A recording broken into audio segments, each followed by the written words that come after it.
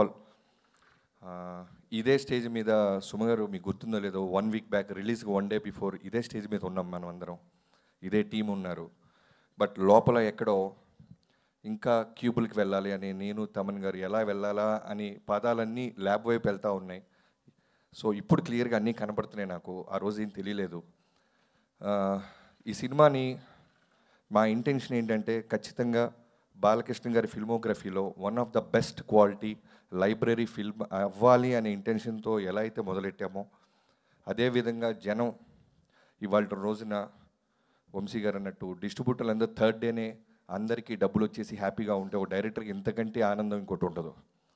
అంటే సినిమాలు బ్లాక్ బస్టర్లు వస్తాయి కానీ ఒక రెస్పెక్ట్ రావటం ఉంటుంది చూసారా. నాకు ఇప్పటికీ కామన్గా వస్తున్న వందలాది మెసేజెస్లో ఒక వర్డ్ నేను ఇప్పటిదాకా వినది నా కెరీర్లో నాకు వస్తున్న రెస్పెక్ట్ ఏంటంటే masterpiece masterpiece masterpiece అంటున్నారు.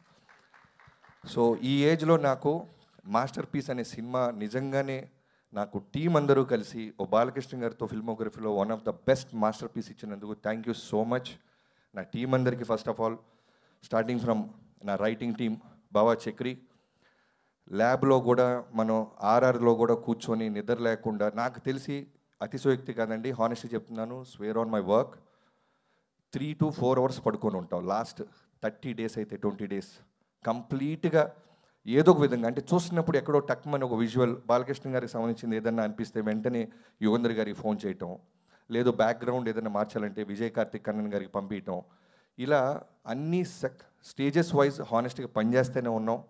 అలానే మోహన్ కృష్ణ గారు, బాబాయ్ థ్యాంక్ యూ సో మచ్. నిజంగానే వినీత్ అండ్ డైలాగ్ రైటర్స్ నందు అండ్ బాను, మీరు షూట్లో ఉన్నారు, మీ డైలాగులు కూడా అంటే నేను జనరల్గా బేసిక్గా నేను డైరెక్టర్ అవడానికి ముందు రైటర్గా 10 ఏళ్ళు పనిచేశానండి. ఆ అదృష్టమో ఆ నాలెడ్జో తెలియదు, నాకు రైటింగ్ అనేది చాలా ఇష్టం. ఎవరైనా ఏదైనా ప్రశ్న వేస్తే ఇమీడియట్గా రివోల్ట్ అవుతా. సో రైటింగ్ మీద ఎక్కువ సానబెట్టేవాళ్ళం, ఎక్కువ కూర్చుండేవాళ్ళం. ఈవెన్ డిఓపిని వెంకట్ ఫైట్ మాస్టర్ని రైటింగ్ ప్యాడ్గా పిలుచుకొచ్చేవాళ్ళం, కూర్చుండేవాళ్ళం.